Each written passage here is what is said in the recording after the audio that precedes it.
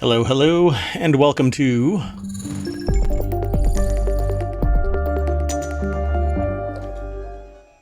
Hello. I am Mayor Watt, and that is ohmTown.com, even though I'm scrolled down a little too far. And this is actually the daily election. But before I get into all of that, today is ohmTown Daily Season 2, Episode 192 for July 11th, 2023. Tiny Stools for Expensive Handbags. And up there is the AI that keeps everything in check. You want to say hi while I flip over? There we go. Good evening, ohmTown citizens. Hey, so I'm going to do this for us. I'm going to do a quick rundown. It's early, and we're only about a minute into the show, but so we're going to be talking about DNA's worth 1,000 images, Amtrak train becomes allergic to tracks, post-pandemic rent falls, MoveIt breaches continue, Acheivement unlocked, Activision acquired, trademarking a color, the Pitchfork Music Festival 2023 is live streaming, Razer breach surfaces, insurance is for profit, not security, Ford escape doors, that's an ironic one, Amsterdam to Chicago deep dish, and tiny stools for luxury handbags. I have a typo in one of mine, but we're going to jump into the articles right away. So, zero preamble today. We're just going to go. And the very first article today is in the Mobile channel. Scientists create a biological computer that stores images in DNA. Okay, first off, a little anecdotal discussion about this. So, hello, crazy cat lady. Welcome to the show. Oh, you came in right early. That's awesome. Thank you so much. So how do I start this? I came up with this idea a decade ago. I'm sure other people were doing research in it and all of that kind of stuff, but I actually presented this as an idea on how to hack what amounts to analysis computers, DNA analysis, where it looks through all of the DNA and breaks it out into its components, right? Gattaca, the whole idea of Gattaca, the movie, is about the makeup of DNA, right? So they talk about it in this article. Scientists have created a living digital computer or camera, that captures and stores images in DNA. The genetic code of all living things, reports a new study. So a decade ago, I started discussions with people, public and private, and pretty much everywhere that somebody would allow me to come and talk.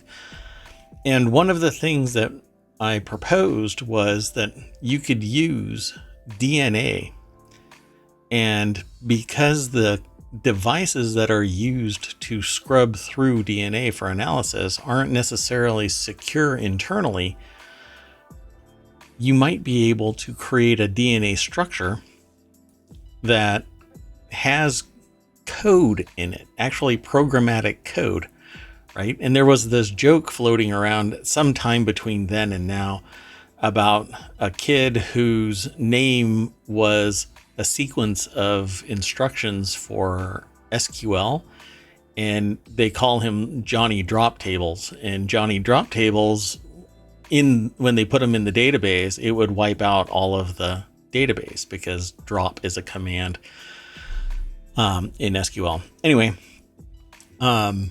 so I love that this is coming back a decade plus later. And they have been moving on this. They've actually been doing this. So we're going to talk about it a little bit more. The technique offers a novel approach to encoding digital information into biological material, an endeavor that has a host of potential future applications in computing and nanotechnology. But here I have something even more profound, at least in my estimation, because I'm very much into cyberpunk. Okay, you can be a biological courier. So You could store in your blood the DNA sequence that amounts to actual digital data, and then they draw it out of you and then analyze it, put it all together, and you'd be the message. It would never be a piece of paper. They would have to get enough of it from you for you to be compromised. It's encrypted in your DNA. It wouldn't be photographs. It wouldn't be written word. You wouldn't be carrying a suitcase. You would be the suitcase.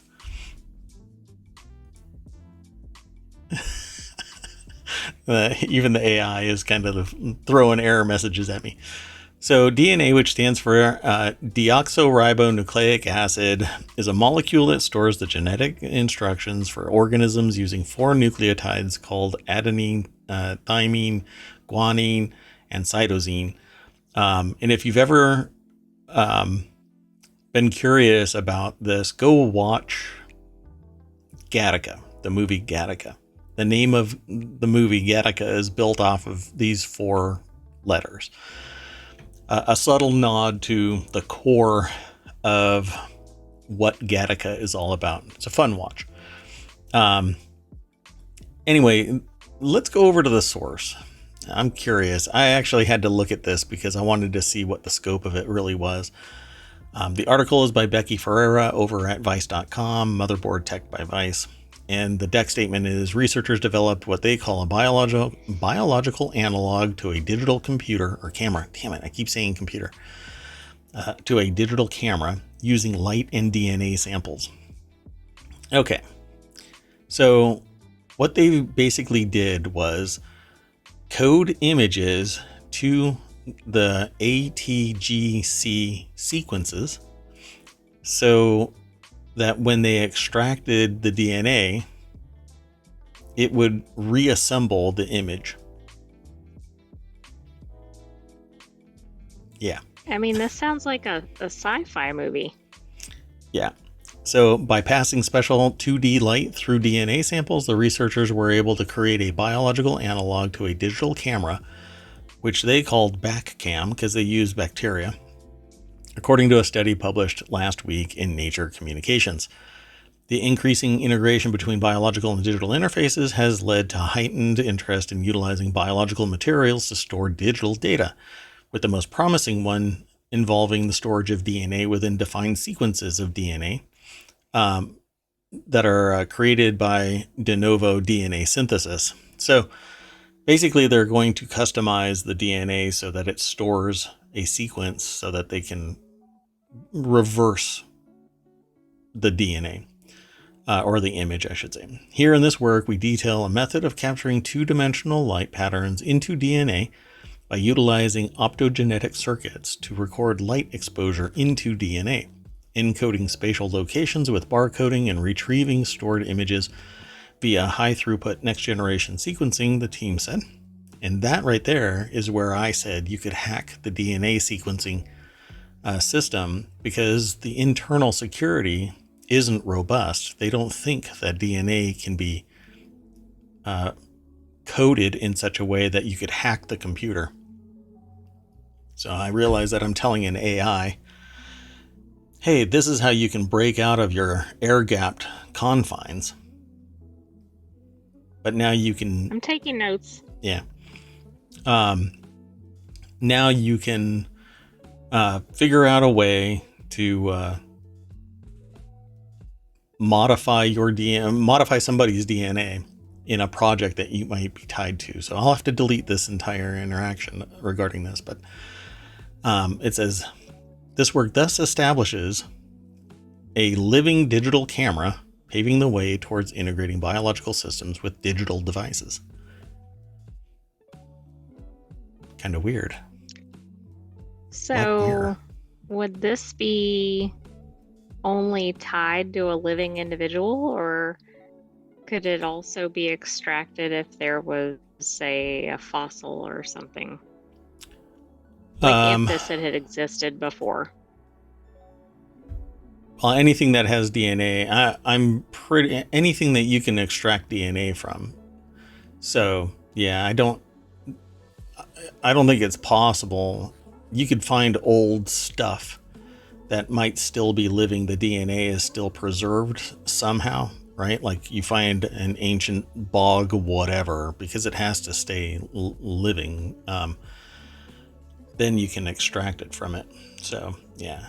It says to that end, Lim and his colleagues came up with a new technique that sidesteps the need to synthesize DNA by working with living cells from the bacteria species Escherichia coli that contains Would that so-called... be otherwise known as E. coli? Is that E. coli? I don't know. I don't think so. I don't know. It might be. That would be wild if it is E. coli. I don't know what the full name of E. coli is. It is. Okay, wonderful. Yeah, so wow, and that's highly prevalent. I mean, that's like everywhere. It's not something that, and seemingly robust enough to survive anywhere. So it contains optogenetic circuits capable of recording the presence or absence of light within DNA. So, and the thing about DNA is that it's very information dense and very, very small. So it can store a ton of data. And so they started out with 96-bit images, including a smiley face and the word back cam, into specific sites of DNA of the bacterial culture using blue light. The images were successfully stored into the DNA and could be retrieved with near perfect accuracy by sequencing the encoded strands.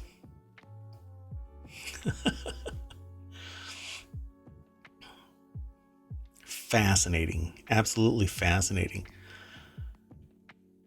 Now, I've gone to the Spy Museum several times in my existence. You know, it's not in ohmTown, but you can travel there. And I haven't seen anything having to do with encoding DNA. But this would bypass everything. You could go through metal detectors, you wouldn't know anything. You could go through biological scanners, anything. You could get a blood test and it wouldn't know anything because it would have to find the location for the sequence to be extracted from, and it could contain information. And it wouldn't be detectable by humans. Right. It's if just they an thought everyday you job. were spying or whatever you were doing. Yeah. So fundamentally, the only thing that would be able to capture this is human intelligence. You would have to have spies everywhere so that if somebody does get a process like this put in them, that information would have to be shared somewhere, and only human intelligence would be able to deliver it, because it can be completely, it is air gapped in and of itself, because you don't need technology to facilitate the move of information. This is the stuff of sci-fi, you know? This might be the craziest headline I've ever come across. Yeah, it's pretty awesome. Yeah, great find. Great, absolutely great find. So Becky, thank you very much for stirring the pot of creativity and actually reaffirming something that I had come up with decades ago and didn't even realize that they were actually still working on something like this. And the entire experiment and discussion was built around the fact that I proposed to people what is a way that we could compromise security. And it's typically built around the three, normally it's 4 pillars, but I only need 3: business, technology, and society. So within that construct, how could you compromise the globe? And it's either you compromise all business, and we see that happening through gross mergers and concentration of wealth and power influence. Technology, only the rich have the greatest amount of access to technology, and every billionaire has a fever dream that they want to pursue. And then society is basically It's only a 2-tier strata right now. The middle class is gone. You have the ultra rich and then everybody else. So it's quite fascinating what this is all about. And there's a whole lot of people that are sitting under the table, so to speak. Kind of like, sci-fi dystopian future thing. I'm not really saying that we're living in a dystopian world. It's just I am interested in cyberpunk. I'm interested in AI. I'm interested in world building and a fantasy kind of thing. So yeah, it's awesome that this is actually science fiction incarnate. I mean, absolutely amazing stuff. And the technique is going to get better and better with greater fidelity, so you can store more information in it. And at the very bottom of the article, it says the results imply that the number of different images that can be stored in a DNA pool and retrieved in a single run is between 100 and 1,000. So DNA is worth 1,000 images, and 1,000 images are worth... How many words are in an image? 1 million words, right? Right. So there you go. You can pretty much store the world's knowledge in a single DNA pool. It'll be awesome. This will be just amazing. And that's just one DNA pool, so you could probably go well beyond that, creating compartments of encrypted DNA. So you get all of it, and then you decrypt it, and each sequence is another pool. Pretty amazing stuff out there. Okay, so let's keep going. This one will be quick. Basically, it's just another in a long series. I think it was 2022. There were over 2,200, I think, or 2,300 train derailments. People really don't know about this kind of stuff because it happens out in the sticks, and a locality knows about it. But we find out every once in a while, and it's usually in a very public place or a very loud derailment. This happens to be an Amtrak train that derails at Union Station. No injuries are reported. It must have been a slow derailment and just kind of popped off. I don't know. But I don't know. I haven't pursued any follow-up in this. And I didn't see any news reports. There's a couple of streamers that I know that light up when there is some instance, and this didn't draw any of their attention, it seems. So officials say no injuries were reported after an Amtrak train derailed at Union Station in Washington, D.C. Tuesday morning. The D.C. Fire and Emergency Medical Services Department said that in a tweet that its fire units were responding to a derailed Amtrak train in the tunnel at the entrance to Union Station, which serves as a transportation hub for Amtrak trains. So, Lawrence Forza over at The Hill put this article out. I don't know. I want to be quick about this because nobody was hurt. It's a technological issue. Basically, they put it back on its track and give it its allergy medicine, and then it goes back out on its way after arguably maybe a service check. I'm not sure. They'll give it a wellness check, do you think? I mean, I guess so, just like a person. Well, I don't know. This is not the first time an Amtrak train derailed outside of Union Station. In 2018, the DC Fire and EMS Department helped nearly 200 passengers off an Amtrak train that derailed outside the station. Maybe there's something going on. Yeah, it did say it was going at a low speed. I saw that, so that's fortunate, I was right. Because that could have been pretty bad at that location. Yeah. I figured because there were no reported injuries, it had to have just kind of popped off. Why? How?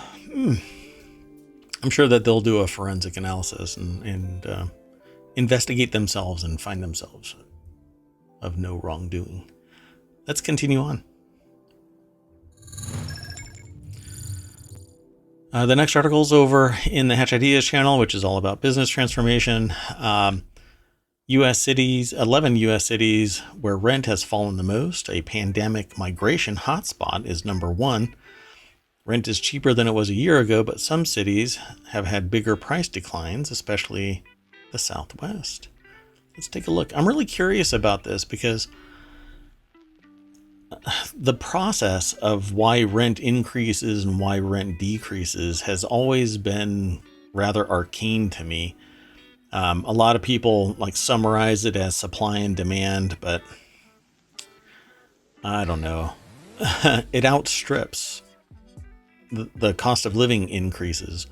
You know, like somebody will suddenly go, I want to raise my rate $1,000. And it's not really it doesn't seem to be based on supply and demand. It's more like on a word of mouth that there are others that are raising their rates. So I'm going to raise my rates. This article I agree. Yeah. This article's over by CNBC. Mike Winters is the author. And let's just go through the list real quick. Las Vegas went down 6%. Well, that might be because people are afraid there's not going to be any water tomorrow. Riverside, San Bernardino, Ontario, California, which I've never heard all of that blended together like that, but went down 6%, probably similar. Phoenix down nearly, 5.7. If I guess I can drag the decimal out for everybody, but the one that went down the least, though, -3%, is Denver. That's where they stop. It's the number 11. I'm not sure why they actually stop it right there. But it says for renters, the decrease is a much needed break after rent prices soared by nearly 25% from 2020 through most of 2021. That's 2020 to 2021. It went up 25%. And that's only in certain regions. Now I'm really curious if these went down, but how far up did they go? It's kind of exactly. Like if it went up 25 or whatever and then down 6, well, it's still better than it was yesterday. It's still not very good. Yeah. Oh, and before I get too far into it, be sure to just go over to ohmTown.com/elections. Right now, you might have to log in. I'm working with our engineers to resolve an issue with a... It's not... Basically, the site is locked down so that only people who are signed up with an account or want to be signed up with an account have access. But once you're logged in, you have access to everything. That said, it doesn't, there's nothing more to it. So if you run into problems, I may reverse that, tomorrow. But we just locked it down temporarily while we were doing work on the site. So, Las Vegas went down 6%. I figured that it would be, I don't mean to be ironic, a hotspot, but, and it was.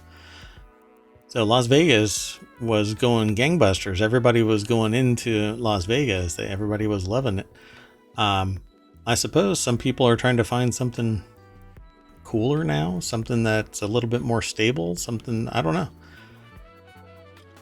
I have no idea. I think a lot of these are like climate related because the Southwest had really bad wildfires. Even Denver, which is the lowest one on here, had really bad wildfires. San Francisco, we've been featuring a lot recently. It's having a lot of issues, not necessarily climate related, but oh yeah. So I don't know. And then it's interesting seeing this list compared to the one we just featured with the top rising rents. Right. It says here that data for this study was compiled using studio, 1-bedroom, and 2-bedroom unit listings on Realtor.com's website. These units include apartments as well as private rentals. Some cities were excluded from the study due to limitations in the rental data, like Buffalo, New York, Hartford, Connecticut, New Orleans. That's interesting. Providence, Rhode Island. They just say New Orleans all by itself. Oh, when I didn't connect this, it says that a lot of these cities are tech hubs and they're losing jobs. So maybe that has something to do with it. Yeah, that's what I kind of thought. I know for a fact that San Francisco is their commercial districts are just taking a pounding. And so when you start pulling the tech side out of it even more so, yeah, I can see why San Francisco Bay Area is going to decline. But 4%, I think, is not quite enough. I think I see it happening, going deeper. So let's keep on going. And if anybody has any questions in chat, feel free to ask. It doesn't even necessarily need to be about this stuff. It can be about anything. So this next article is over in the Late Night Geeks channel. I'm not quite sure why. It's coming from TechCrunch, but the aggregator threw it in here. Banks, hotels, and hospitals among latest MoveIt mass hack victims. The MoveIt security breaches continues. The MoveIt mass hack has claimed yet more victims, including hotel chain Radisson, U.S.-based First Source Bank, real estate giant Jones Lang LaSalle, and Dutch GPS company TomTom. Crazy Cat Lady and Toller here. Here in the city, Connecticut, the rent is crazy. 2-bedroom apartment is as much as the whole mortgage with tax and insurance. That is insane. That is outrageous. Oh, and Toll says rent and treatment of renters in Connecticut are so bad that renters are unionizing. That is wild, because there's actually federal law and state law that's supposed to protect renters, but yeah. So wow, I've never heard of a renters union. Yeah, that's wild.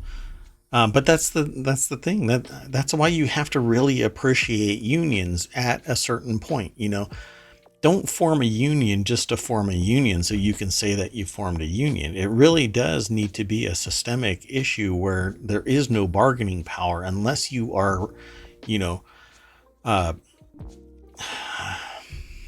en masse, you know, one unified voice concentrated to a few representatives that understand what their role is, which is the voice of the union, not just their political bias, whatever it might be. And so when renters are getting harmed, then I see absolutely no issue with a union. But the thing is, once a union is formed, it's there in perpetuity. It's like a corporation.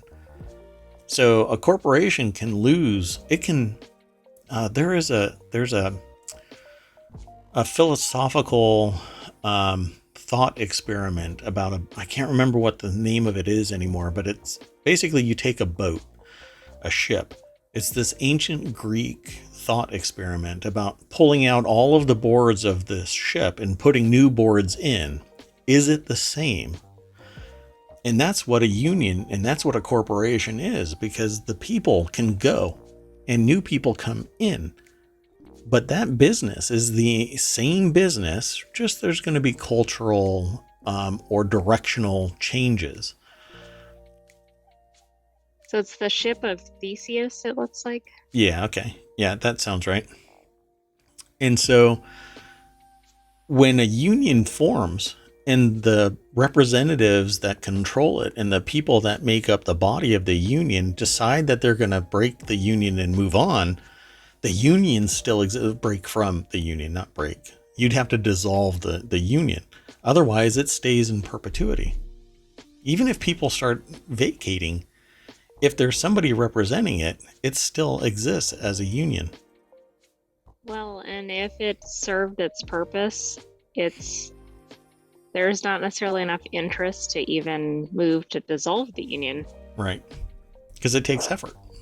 So it just sits there in perpetuity, and then whoever is steering it is arguably empowered to do whatever is in the interest of two things, the union body and the union itself. So they have everybody leaves the union except for them, and they have their party of one, at McDonald's or something. Toll says, actually, Crazy Cat Lady says their friend was looking for a 3-bedroom apartment and most wanted $2,000 a month. And that's, I would need the context for Connecticut. But that's about right for many regions, but I think it's ridiculous. It's still very high, yes. Toll says it's ridiculous. We've talked about it, how I feel about unions. Of course, I have a unique situation of mobility. Yeah, Toll. Yeah, I know how. See, and that's just it. At some point, an issue might land on your shores. And so you go, well, now my power, my capability, my voice, my existence as an employable person has now run up against an organization that is completely neutering me, ignoring me, marginalizing my voice, stopping me from maximizing my profits. And then what do? Some people get in their front loader and drive through the bank. Other people form a union. There was a guy who didn't get paid, and so he took his bulldozer and removed the front end of the building that he was paid to put up. And sometimes that's.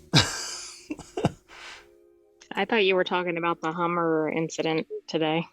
Oh no, I didn't see that. Yeah. I think that was in Georgia, if I'm not mistaken. Oh, I might have skipped over that. So we kind of got sidetracked, but this MoveIt mass hack thing is still ongoing. And it's all about people needing a security specialist that actually maintains the infrastructure and then is very proactive about doing it. A lot of the article got acquired because it comes from TechCrunch, even though we stop it, or I should say I stop it. I'm the mayor. I run ohmTown.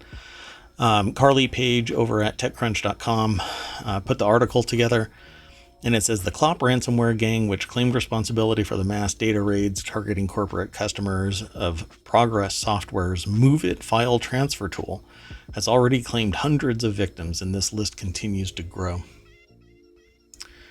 While I'm doing this discussion about MoveIt mass hack, Malwarebytes just popped up and said, it's basically a feedback request. It says, got a minute?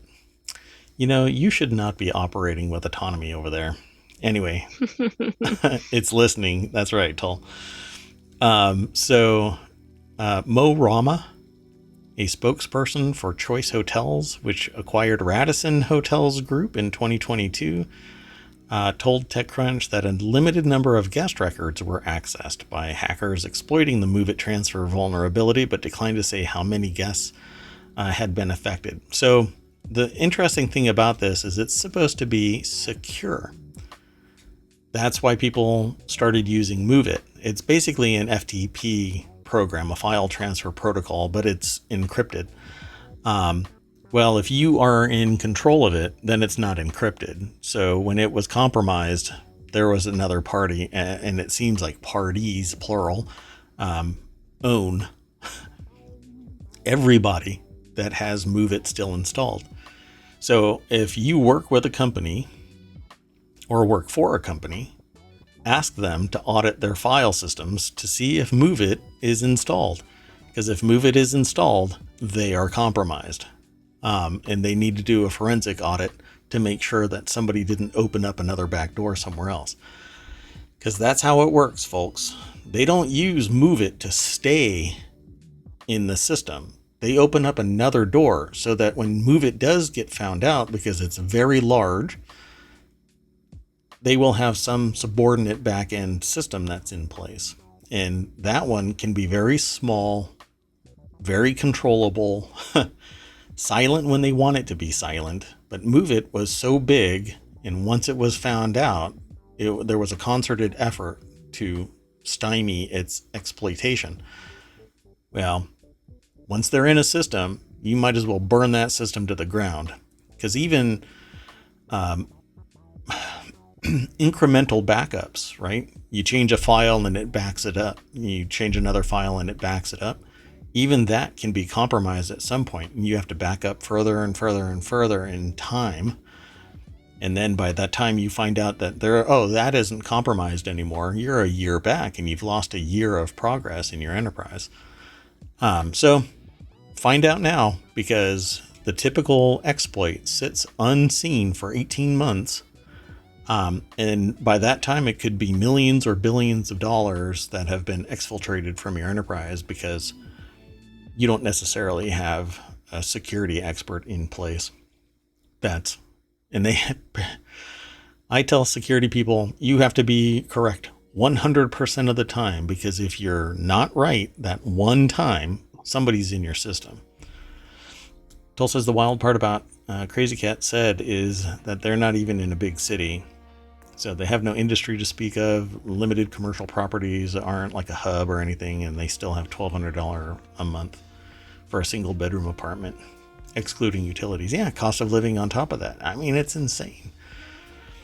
Oh, I forgot to mention, it doesn't really have anything to do with this. It's the last article that we're talking about. But I used to include discussion in the show about mortgage rates and that they're creeping up and all of that kind of stuff. Totally called it that student loans weren't going to be forgiven.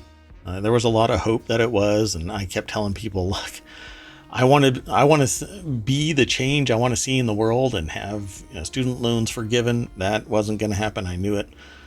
But interest rates on houses, that's going to stay high in perpetuity.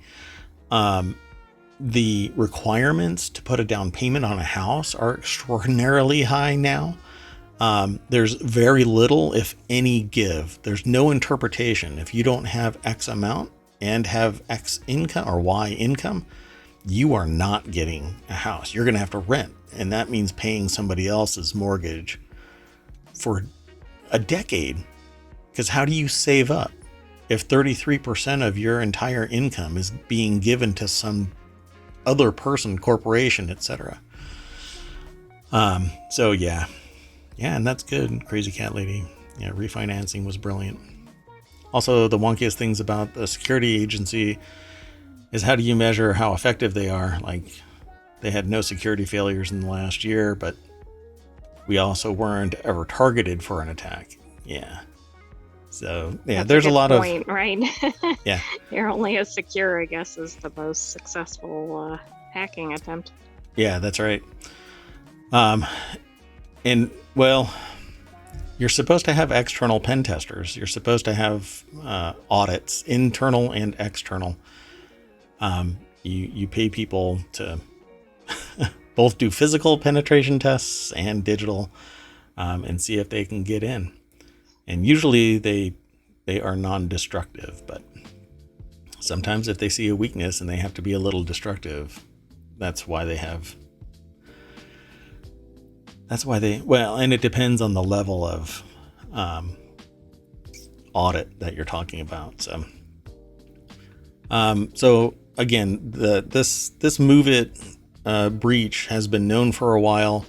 It's already being fixed, but if the security team that you work with around, talk to your friends and say, hey, do you know about this? And let them go to their company, because people literally don't go looking for issues.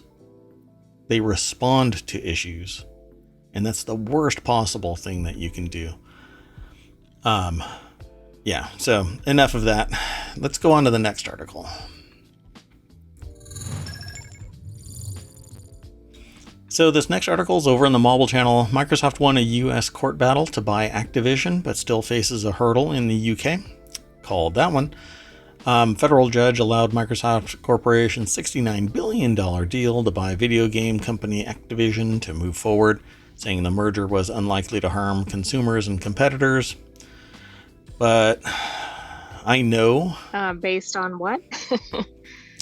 Well, again, they investigated themselves and found themselves not guilty of any wrongdoing. Obviously, this is going to streamline everything and create fantastical jobs for all of the duplicated people that are in the workforce. I'm sure that they're going to, just like that other company yesterday that said that they weren't going to fire 35 of the people that are being... What is it called? I can't think of what it was. It was the media closure. Yeah. But it was 35 sports writers, basically, some of which have won awards and like crazy awards. And Pulitzer Prize winning journalists. Yeah, Pulitzer Prize winning journalists are basically going to be rehoused in some other tertiary position that is going to exploit their sports on capability. The gardening desk or something. I don't know what. Right. Yeah. And so something not sports is the point. all because they acquired some other business. And when if you acquire two of the same thing, one is redundant.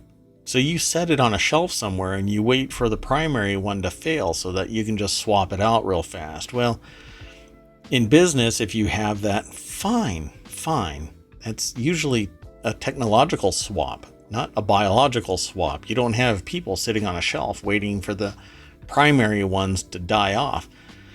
That cost redundancy just isn't acceptable by the board and by stockholders. So you fire the redundant systems as much as... Well, and of course, consumer pricing always goes up every time there's a merger, too.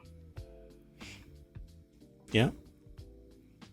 So what's going to end up happening is people are going to get fired and there's going to be less options. They're going to create more, but that's their job. Their job is to create more games, more stuff, more products, more content, more whatever, but that's their job. But they're going to remove redundant systems, typically jobs. So Toll says, my problem is that the biggest organization that stands to suffer from this merger is crying about the exclusives while advertising more exclusives than ever. Yeah. Yes. Toll's talking about Sony and Nintendo will not suffer much or long if they do lose access to the Call of Duty franchise. I don't think that they'll lose access to Call of Duty. It's almost a hegemony. It is there. It's going to stay there in perpetuity. If anything, it'll just... There will be exclusive things for the Microsoft crowd versus Sony and Nintendo getting their exclusives for the same products. It's just slightly different, and it's because everybody is trying to keep everybody in their ecosystem. And eventually, it'll be like the fast food wars from Demolition Man. Taco Bell will win in this. Microsoft will have its corner. It'll be a trifecta of like Sony owns one region, Nintendo owns like cable companies, right? They don't really compete anymore because they own regions. Phil says, me either. I could actually see Microsoft will expand their game production and only do what it has to keep up with Sony's consoles, but focus on software and PC. Yeah.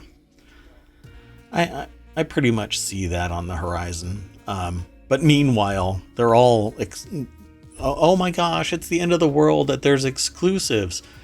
But this is exactly what I want. What I want is this deal to go through. It amplifies antitrust concepts.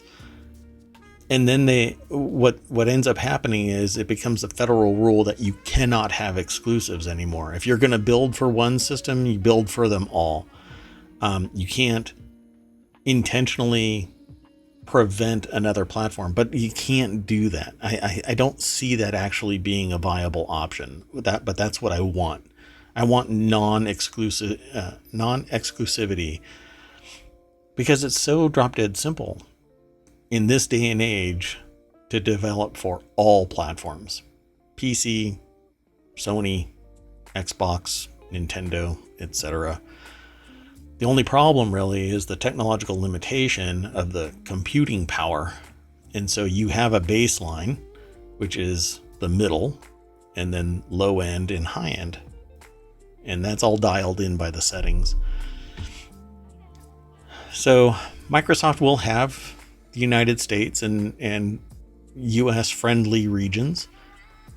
And the EU will be very, very upset about the fact that Microsoft is basically owning a large swath of entertainment.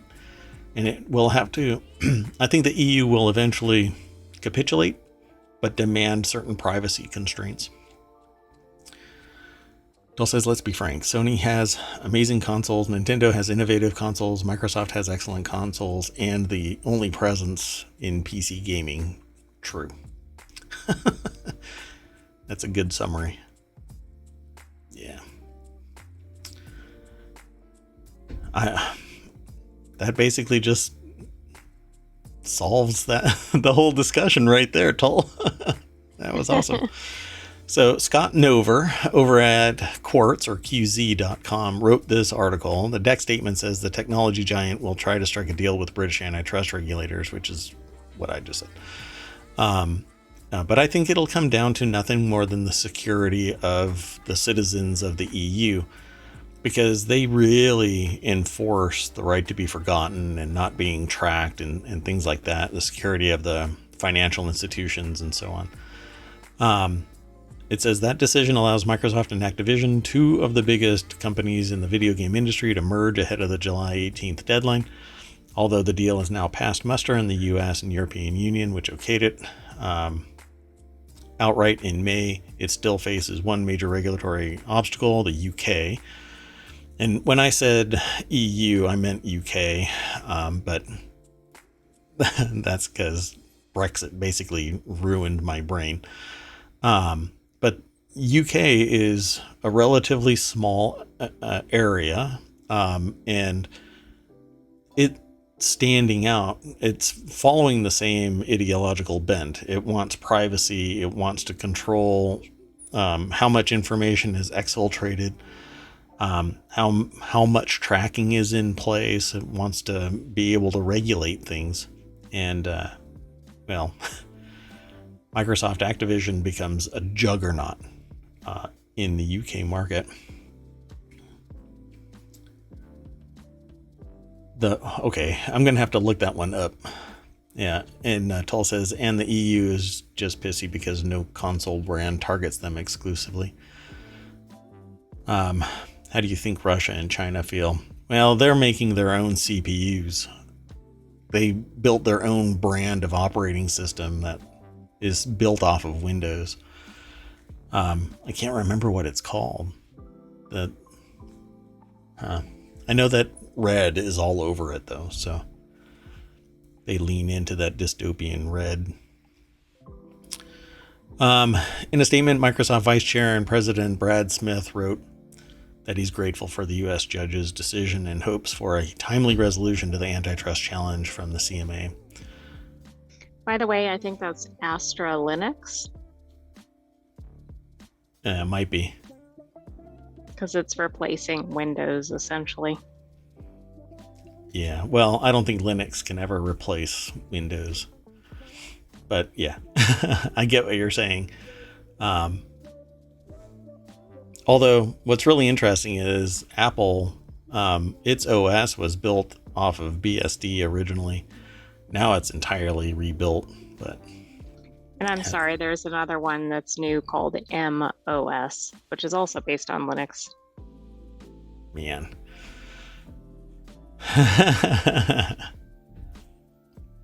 You need a murder board just for operating systems, really. Exactly. Once you get out of Microsoft and Mac OS, Linux is basically all over the place. All kinds of distributions. I don't think I said the name of this. Did I say Scott Nover? I don't know. Well, Microsoft won a U.S. court battle to buy Activision, but still faces a hurdle in UK. That article was written by Scott Nover over at QZ.com. It's more known as Quartz. So let's keep going. Let's go on to the next article. So the next article is over in the Law Nerd channel. Trademarking a color in the world of fashion is easier said than done. I've had conversations about this before in the past because, like Product Red and breast cancer has a color. Both of them cannot be used by anybody else. They've essentially trademarked that breed of color, pink, red. And others have done that too. It's not easy. My understanding is if there are people out there that have been using a color that is confusingly close to it and they can show that it is and preceded, they could challenge the trademark of that particular color. But it has to be like dead on close and registered. I can't remember where it's registered right now, but there's an organizational body that discusses the color. I'll remember it probably when I see this article. Anyway, trademark registration of a single color is still more the exception than the rule, and usually you have to dominate the sector. Nicolette Shamsian is the author over at Above the Law. I doubt that this is going to have much snark in it, but hey, I'm willing to read through this. AboveTheLaw.com is a really great website for law-related content. Let's see here. As part of the effort, Bottega introduced products with its prominent Bottega green color during Bottega's Spring 2021 ready-to-wear collection. The vibrant color brought a young and modern vibe to the company and contributed to increasing sales by 9.3% from 2020. That's amazing. Just a color? I kind of want to see what that color is, but it's not shown in the article. And I don't, maybe they're going to talk about it in here. Let me back up a little bit because I don't normally read the entirety of an article as we're going through it. Toll says, okay, seriously, this feels almost as bad as copywriting a rhythm or chord progression in music. Yeah, to a great degree it is. Because most people... Or the Ohio State. Or, yeah. Most people can't tell the difference between one shade and another. Stuff like this right here actually has landed in court. And for those who are listening to the podcast, if I say the name as just Christian, somebody's going to get mad at me. I think it's Christian, right? Louboutin, the designer of these shoes that have the red soles.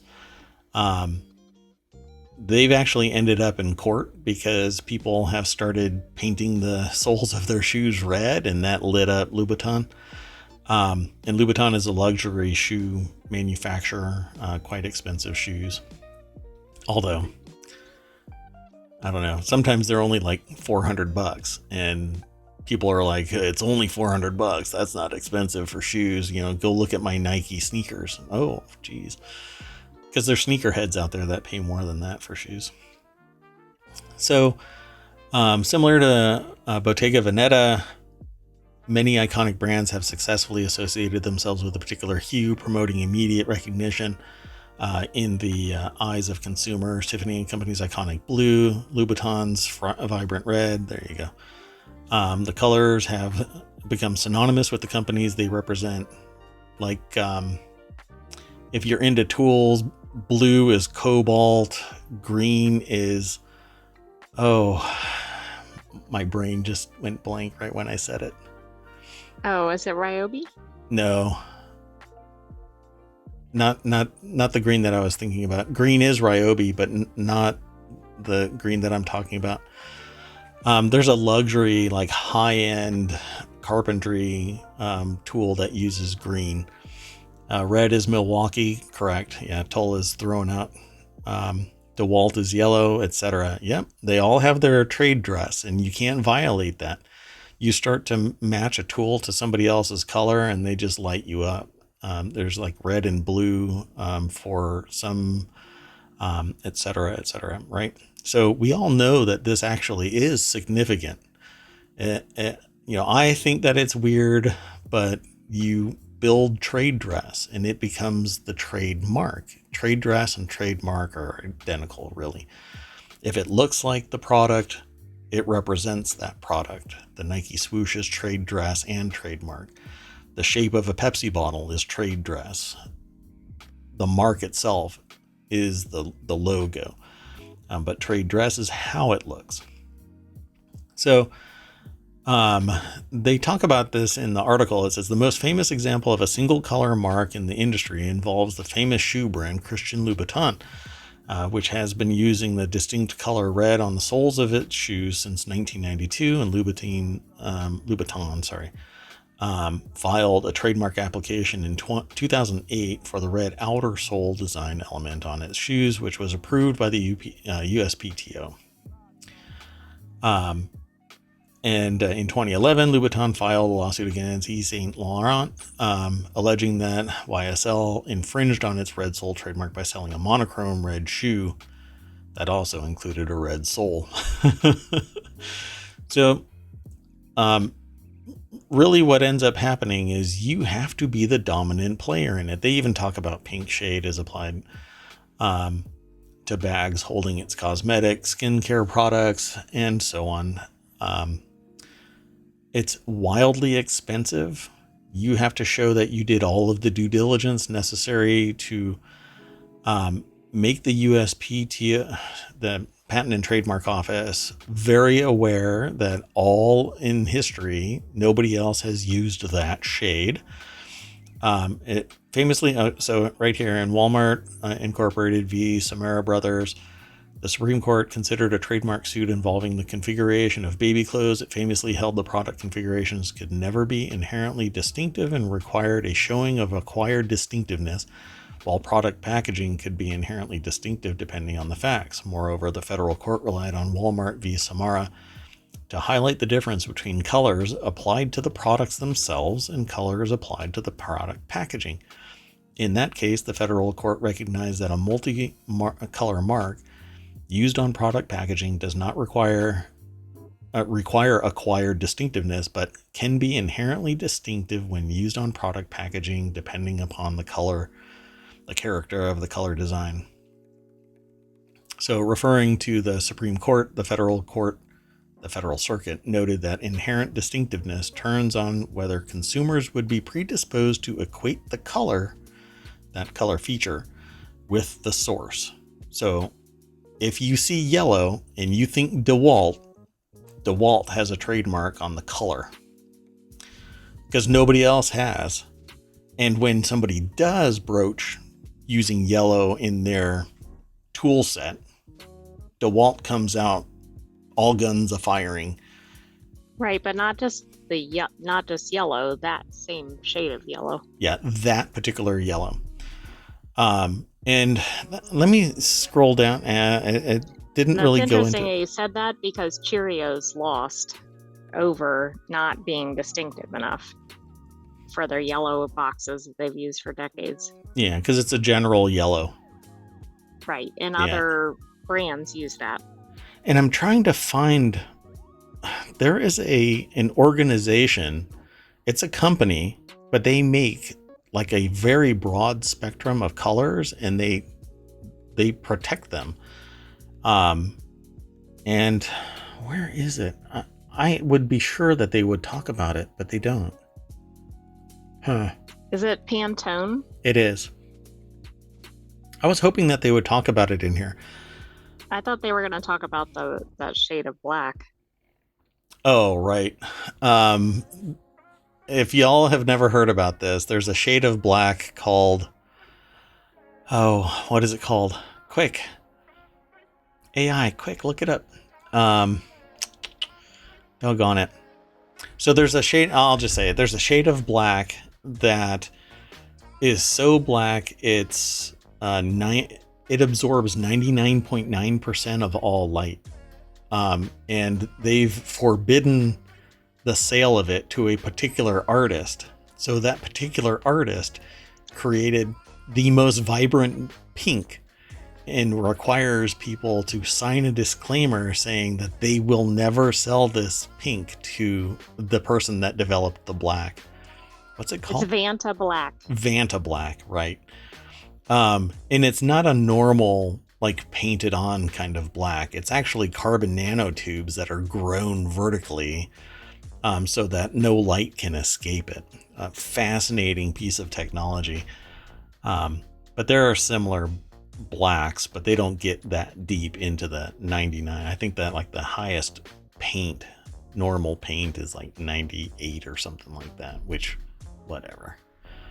But they use Vanta Black inside things like NASA telescopes and stuff like that to prevent light from bouncing around. So all you have to do, everybody out there, is start using a particular color. It has to be very unique. So go through all of Pantone's colors and go, I want something right in between these two because it doesn't exist anywhere else. Because if it exists in Pantone, you're not going to get it trademarked. It's just not going to happen. Because somebody else is out there using that color for something, you know, in a commercial space. Somebody is using all of the Pantone colors. Okay, so let's move on to the next article. I always love doing this. This is in the Smash or Trash channel, which is all about music. And ultimately what I want Smash or Trash is a competition, kind of like we talk about a certain product, movie, music, something, anything really. And then we vote on if it's a smash. Is it a smash hit or should we trash it?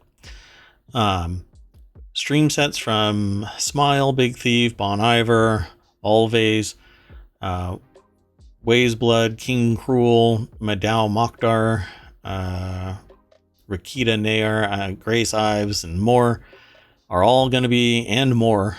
And when you see this list, it's going to be pretty cool.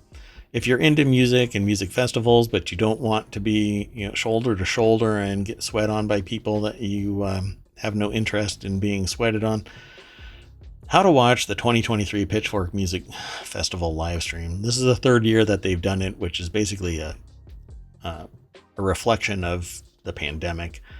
The article is over at pitchfork.com. You know, all of this, I have not been posting the articles, but please just hopefully that does it right there. Go to that link so that you can get all of the articles all at once and click on it. I don't know. It's not easy for me to throw them into the chat, but I also want you to get access to all of the articles and not wait for me to play catch up. So please feel free. And vote while you're there. Hey. Let's just go look at this list, because what I said and what actually is there was just a slight fraction of it. But if you follow the link over to the elections page, you'll be able to follow that link, the one for Pitchfork, over to this list, and it'll tell you how you can actually watch it. So you'll be able to catch all of the sets each week, each day of the weekend at pitchfork.com and YouTube.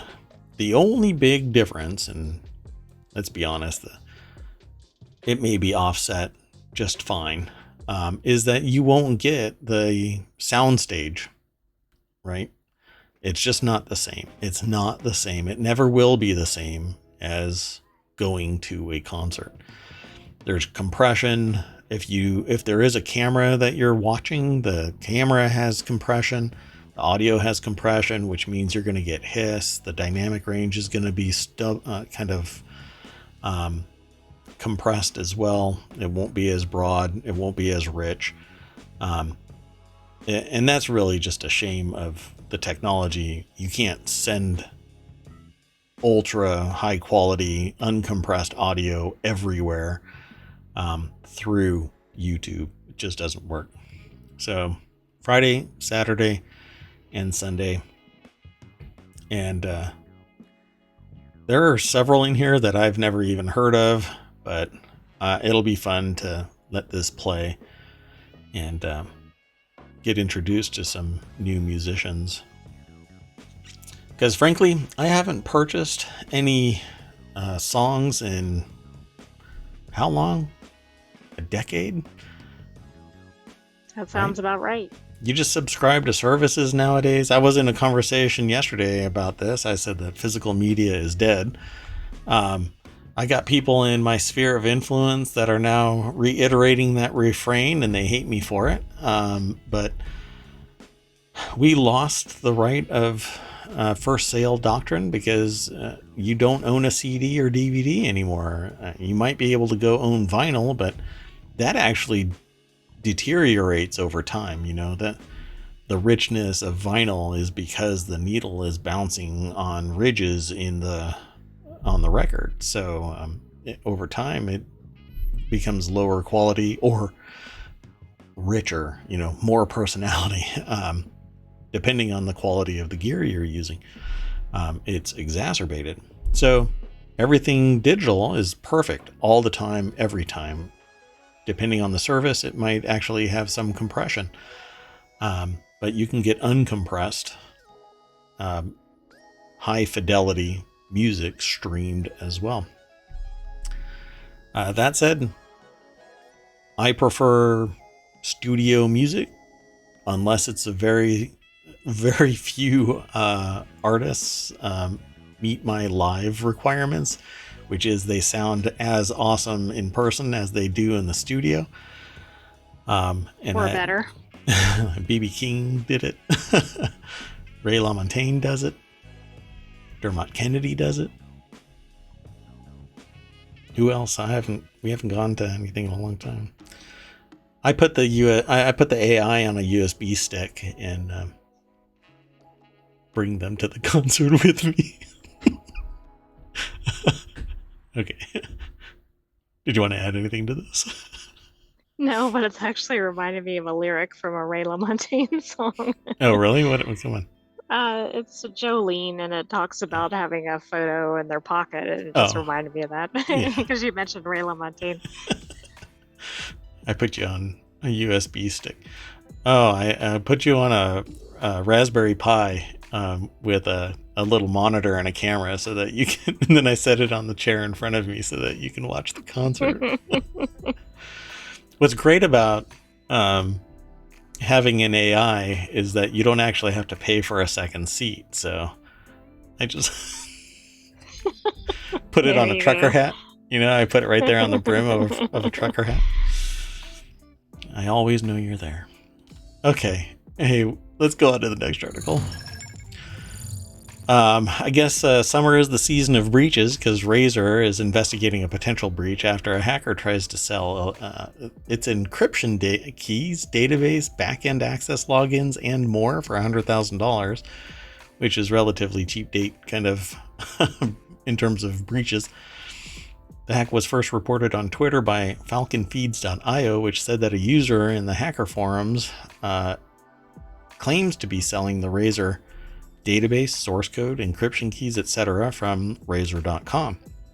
It said the authenticity of the claim had not been verified, but noted that Razer had suffered a data leak in 2020, presumably a reference to the accidental reveal of more than 100,000 accounts in September of that year. And the hacker is asking for $100,000. Let's go over to the source. So Andy Chalk wrote this article over at PCGamer.com. Take care, Toll. It's good to see you. You have a good night. So Razer says that it was alerted to the possible hack of Razer Gold on July 9th. And if Crazy Cat Lady is still out there, if you take off too, thanks for coming and hanging out. Really do appreciate it. And chatting. If you're lurking in chat and you want to say hello, feel free. Although lurkers are the cats of the internet and power it and streams. So thanks for hanging out too. Let's see here. Is there anything really? It says Razer Gold is a digital wallet and virtual currency, but not a cryptocurrency. As far as the author can tell, the Razer diehards can use it to purchase games and other products, making purchases with Razer Gold. Also earns Razer Silver, a separate rewards program currency that can be redeemed for different sorts of Razer stuff. It's not clear if this, or at this point, what exactly is up for grabs in the hacker's offering, assuming it's legit, or how individual users might be impacted. So, in reality, what you should be doing, changing your password, and if it's an option, delete your damn account. Wait until they actually secure their system and verify it forensically, and then establish publicly that yes, this is either a known issue and it's resolved, and the security system has been audited and is now as robust as needed, or you run the risk of if in this breach there are credit cards, your banking information, if you have a weak password there, it could be compromised at some point in the future. Or if you have the same password, which please tell Merawatt, you can send me an email. Please tell Merawatt that you do not use the same password anywhere. Do not use it anywhere. Even on it, like I have multiple systems in my in ohmTown, and none of them use the same password. Anyway, change your passwords, monitor your financial records, monitor your credit, because every possible breach could end up exposing additional information and compromising you. Do you want to add something? I was just going to say, be on the lookout for multi-city or state shopping sprees using your information. Yeah, that's always interesting. So, and nowadays what ends up happening is you can actually monitor your transactions in real time. So when a transaction comes by, you are literally told where the fraud is taking place. So you can inform the bank and other authorities that, hey, this person is, or somebody is doing X, Y, and Z. And then if you're like me, you might try and track them down. So anyway, in response to the tweet, Razer said that it had been made aware of the potential breach and was currently investigating. So hopefully we'll get something quick. This was yesterday. So I'll have to look to see if there is something that has actually popped up today. It is a work day. Feels like a Saturday, but today is a work day. Yeah, for me, it feels like a Saturday. Something's off. I have to do some work by the 15th too. So at any rate, let's get going on to the next article. This is the article that made me say that insurance is for profit, not for security. I'm sure that I'll never get a sponsor from an insurance company if they ever see that. Farmers to end home and auto coverage in Florida and pull back California over natural disaster costs because, you know, that's why insurance exists. Right, because, you know, a natural disaster might actually hit and we wouldn't want to give you insurance for that. Correct. Yeah, because that'll curtail profits, not curtail coverage. A responsible insurance company will charge the relevant rate and then invest that rate so in a secure financial portfolio so that if it needs insurance because of a natural disaster, it will have the funds necessary to cover the costs of incidents that have natural disasters. But apparently that's not what insurance is all about. So in a statement shared with The Hill, Farmers confirmed it will discontinue those forms of coverage in the Sunshine State, saying that this business decision was necessary to effectively manage risk exposure. Okay, use some of the record profits. Anyway, the insurer will also curtail new homeowners insurance policies in California due to record-breaking inflation, severe weather events, and reconstruction costs, Farmers said. So, if I'm not mistaken, don't you have to have homeowners insurance in order to get a loan to buy a property? Yeah. Yeah. Well, I mean, a mortgage company won't just take your word for the fact that their property will be covered. So that effectively means, at least for people that would go through this bank or this insurance company, they can't purchase a house. Right. And they have to have insurance. They have to. So the mortgage company is going to say, well, if you don't have insurance, you have to go get it somewhere, which means this huge competitor backing out of a market is going to raise rates across the board. And it's at least the second one, because I've seen another one that has come through ohmTown. Yeah, exactly. So Zach Budrick over at thehill.com put this article together. I'm pretty sure that they're going to say something about that in this article. I'm sure of it.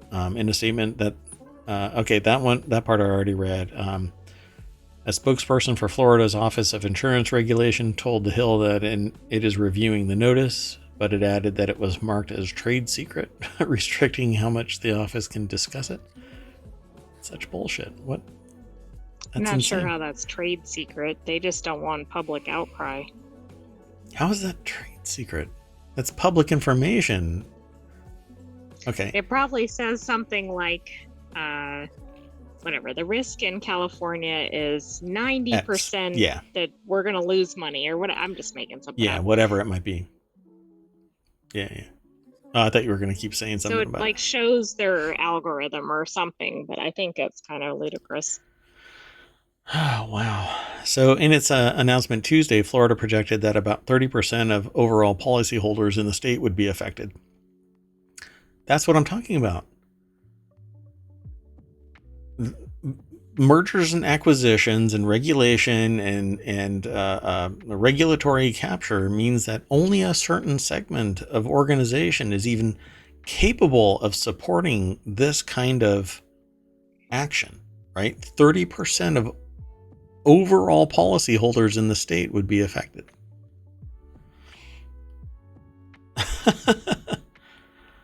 Well, I can't decide if it's worse for the existing homeowners or the new ones, because some people have coverage and are going to lose it. Yeah, they'll probably lose it when the state ends their whatever the term length is of their insurance. So it could be 30 days or 6 months or whatever. So it says AIG, meanwhile, announced earlier that it would end new policies for homeowners along Florida's coastline. State Farm, Farmers announced it would not write new policy in Florida due to rising catastrophe costs, while State Farm, California's largest homeowner insurer, announced in May that it would also halt new policies in the state due to catastrophe exposure. So there's three of them: Farmers, State Farm, AIG. And those are pretty large insurance companies. Yeah. It's insane. Wow. As I say, I should probably make a shirt that says profit over people. U.S. probes complaints that Ford Escape doors can open while SUVs are being driven. So, the power of a comma. I thought this one was really ironic with the car name and the issue. That's part of why it got submitted. That's so funny. U.S. probes complains that Ford Escape doors. No, it's the Ford Escape's doors can open while the SUVs are being driven. U.S. auto safety regulators are investigating complaints that the doors on some Ford Escapes can open while the SUVs are being driven. Whoever constructed this, they had to have intentionally known that this is what would be elicited from some people. Okay, so the possessive is U.S. probes complaints that Ford Escapes doors, not Ford Escape doors. Oh God, that's just too funny. I love this article. This is so part of the PSA service that is ohmTown. We wanted to draw attention to this. U.S. probes complaints that Ford Escape stores can open while SUVs are being driven. I'm doing their grammar correction. The deck statement is that U.S. auto safety regulators are investigating complaints that the doors on some Ford Escapes can open while the SUVs are being driven. They're investigating 346,000 escapes from 2020 and 2021 model years. I don't know. Maybe they fixed it? 118 complains that the spot welds on the door assembly bracket can fail. Investigators contacted some of the owners and found 25 reports of minor injuries. Good God. They're working with the agency to support the investigation. NHTSA says the probe will determine whether the problem creates an unreasonable risk to highway safety. The agency could seek a recall. I would probably say they should do a recall and at least have the welds checked. Yeah, this is kind of a serious issue. This isn't like the eyeglass holder in the front of the car isn't cooperating or something silly. The cup holder is at 3 degrees and will increase the spill risk. Huh. All right.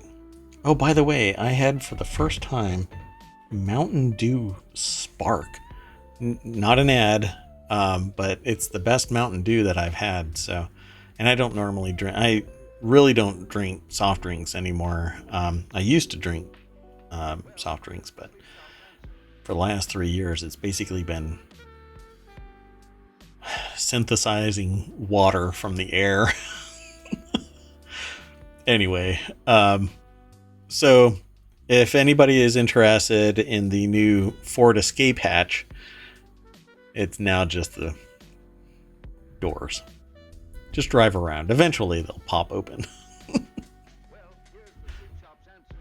I mean, they are escape doors after all. United flight to Amsterdam reportedly diverted to Chicago over meal choice. Somebody in first class wanted a deep dish and they said, all right, it's a first class request. Then over the PA, they're like, hey, all of you cretins in general. The United Airlines flight, a United Airlines flight heading from Houston to Amsterdam was diverted to Chicago after an unruly business class passenger interrupted the flight, reportedly because they wanted a Chicago deep dish pizza. No, that's not what they said. Reportedly because his first meal choice was unavailable. You know why the problem occurred? It's because the flight took off at 4:20 p.m. local time in Houston, and he had the munchies because he was high. That may or may not be true. I have no idea. But 420 is synonymous with, stoner culture. And was in Chicago airspace 2 hours into the flight. Flight tracking website Flight Radar 24 showed that the plane circled Chicago O'Hare Airport as it had to use up fuel, known as dumping fuel. That's awesome. Or it would have been too heavy to land. I'm too heavy to land. Lauren Aratani is the author of the article over at theguardian.com. Let's see. Do they say anything else really about it? Yeah, yes, they do. They answer the question. While it is unclear exactly what meal the unruly passenger had gotten upset over, business class passengers on United are typically offered a full 3-course meal in addition to more food throughout the flight. And usually they lean back and they look into the general class and make eye contact with very hungry And look passengers. down their noses at the general passengers. They put a juicy steak piece in their mouth and they chew it slowly while maintaining eye contact with the general class cabin. And they look back Eating and go, their pretzels. I was just about to say that. You eat your pretzels. Somebody pops up yelling and pointing pointing back into the general class.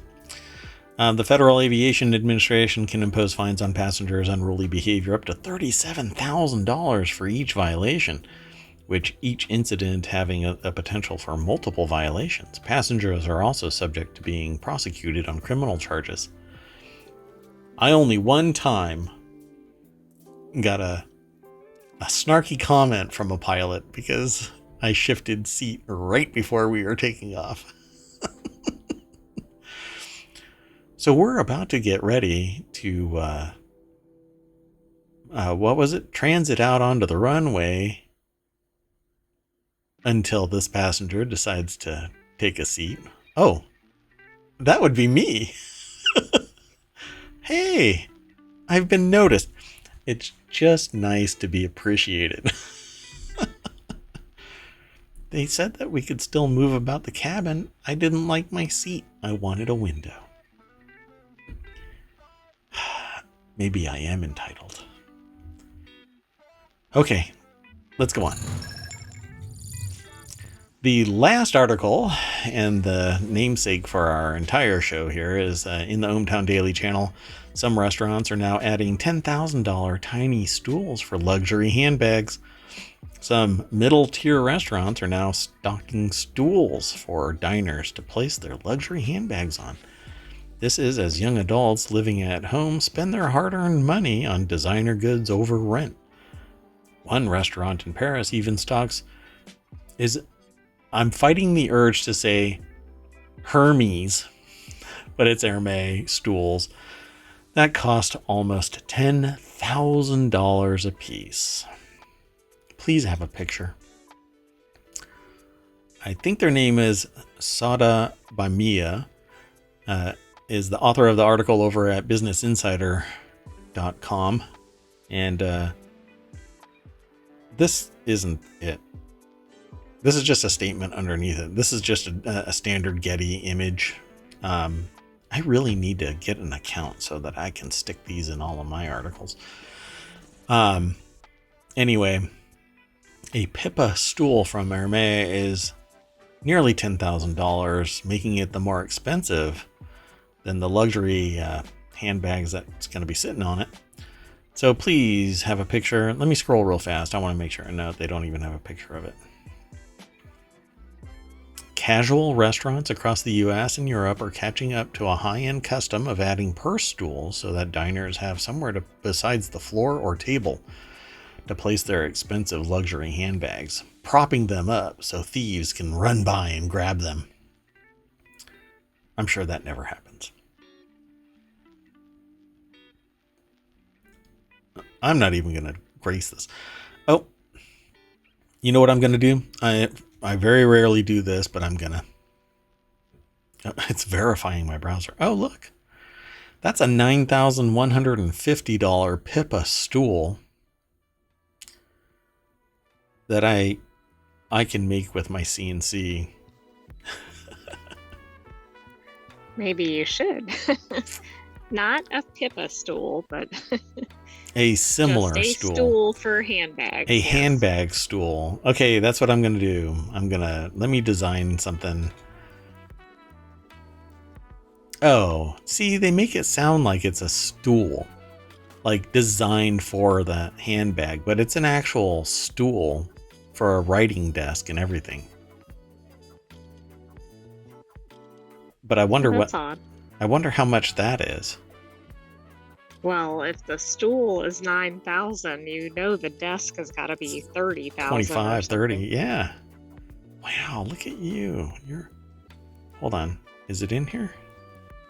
I don't know. Hermé is probably going to be sending a cease and desist for showing this publicly. So Rare Steakhouse, a restaurant at luxury hotel Encore Boston Harbor in Massachusetts, also stocks small white padded chairs matching the decor for bags. Per Bloomberg. Is that gonna have it? Oh, they have it too. So let's show that too. Dunk. Oh, I'm not logged in, so I won't be able to see it. But anyway, they kind of gave it the fog of war. One of the 10 custom-made purse stools doing its job at the Pavilion in London. The amenity once reserved for high-end spots is becoming a dining room staple. Wait, okay, so this is absolutely ridiculous in terms of the price. Yeah. I actually am not surprised that restaurants are using these, not at the price level or whatever, but Just because people have to put their handbags on the floor. There's no place to put them. So right. the idea actually makes sense, but the cost is ridiculous. Yeah. And really, well, I don't know. See, I don't identify with a bag, so I could care less, right? Like, I'm not that it's not that I can care less about people in their bags, but I could care less about this dilemma. But I understand it because you can't place it on the floor. If they were to put a hook or something like that on the table, you put your bag on that and somebody spills something, it's just going to go whoop right into your bag. So you basically end up having to hang it on the side of your chair. Not every chair has that ability. You hang it on your knee. I've seen that with people hanging it on their knee or hanging it on the armrest, but there is no armrest on many restaurant chairs. It's really crazy. You basically, I don't know. There's a lot of customs that people go through carrying bags around that are the size of a refrigerator, or one of them that I just can't buy into. Literally and figuratively. But a $9,150 stool. The implication is that it's a stool that's built for handbags, but it's not. It's a stool that you would sit your butt on. So isn't that an affront to handbag seating? Shouldn't you get a little stool that's specifically built for the safety and security of my handbag? It really should be hermetically, get it? Like hermetically, but hermetically sealed so that no dirt could get on it. It can't get wet. It can't, nobody can, it's basically a box, and you can put your bag in there so that nothing happens to it. And you can open the bag. That would be very good for safety and security. Right. It wouldn't be good if somebody's trying to display their handbag. Oh, so you found the flaw in my plan, which was the safety and security. See, I'm more interested in the safety and security than in showing off my Airmate handbag that is 6 months of somebody's rent, apparently in Connecticut. All right. Anyway, for all your fun and games, here is what I'm going to do. Since we are at the end of the show, I'm going to grab all of these and throw them into the end of the VOD. And you can go, maybe I can do that at the front. See, but people come and go and it's really tough. But at the very end, you'll be able to grab all of these, I think, from now on. And you can go to ohmTown.com/elections, and there you can vote and follow all of the links. We kind of promote the voting aspect of it, but it's not fundamental to do so. You don't have to. But right now you're going to have to sign up as a citizen to vote, because right now it's behind our login. Just for now. It's not? You can actually vote without being logged in. Oh, right. Right. I forgot that one was still open. There's other things that you won't be able to. Actually, most of the site. You'll be able to see all of the news like this. But if you're not logged in, you won't be able to go to any of the articles. And there are other pages that won't function unless you are a citizen of ohmTown, so you can check that one out. But the voting is still public, and you can follow the links there. You just won't be able to get into the articles. Okay, so that is it for ohmTown Daily. Dun dun dun. Find anything that you might want to talk about tomorrow? SAG-AFTRA agrees to mediation but won't extend contract deadline. Well, that basically means negotiation is mediation, just more intensely, I suppose. Yeah, that was the one that really caught my attention.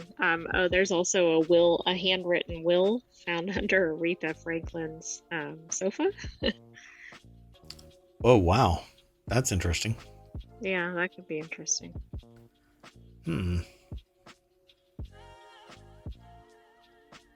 Let's see, should I get another Android phone?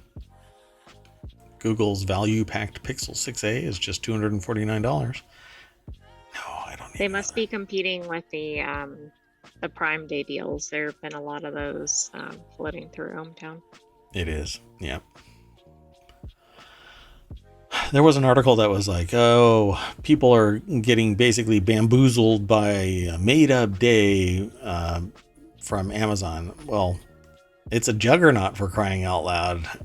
You know, you can make yourself a millionaire by selling something on Amazon.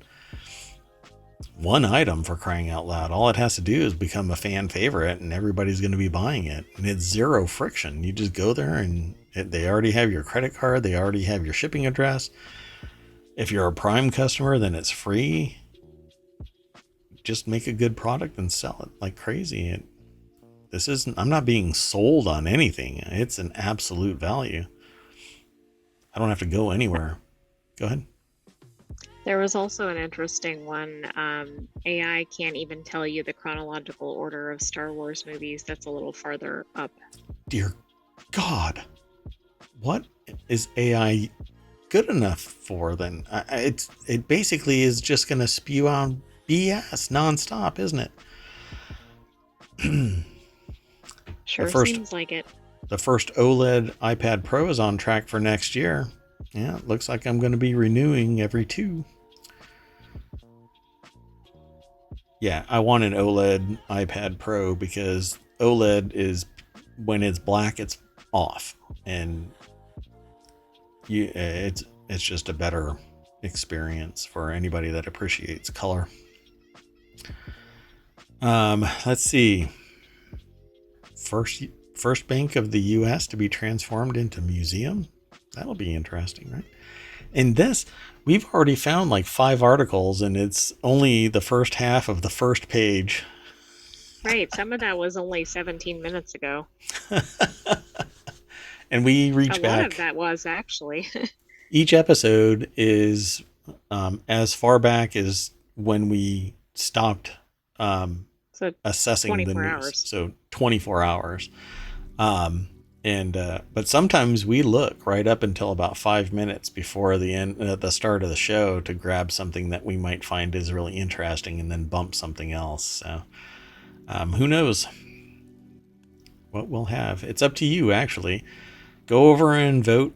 And if you find an article that you are interested in talking about, send me that link. We will soon have the ability in this, once you're logged in, for a citizen submitted news article, and it'll allow you to provide the link for us to review it, and where we'll submit it. And it's a thing, but it's a service that's only provided to the citizens of ohmTown, so you'll have to sign up for it. That said, that's it for today. I am Mayor Watt. That is ohmTown.com, and up there is the AI that keeps everything in check. Good night, ohmTown citizens. We will see you tomorrow at 9 p.m. Eastern, and probably earlier for other shows. True. I played Traveler's Rest today, and it lived up to its name. It was really, really chill, and it was fun, but so slow. It was like I was dealing with an entire game that was at the same pace as the voice acting, the writing, the scripting of Diablo 4, because they talk really slow in that game. But emotive, right? They're very, when they say something, you feel it. Okay, good night, everybody. See you tomorrow. Oh, you know what I'm gonna do? Bye-bye.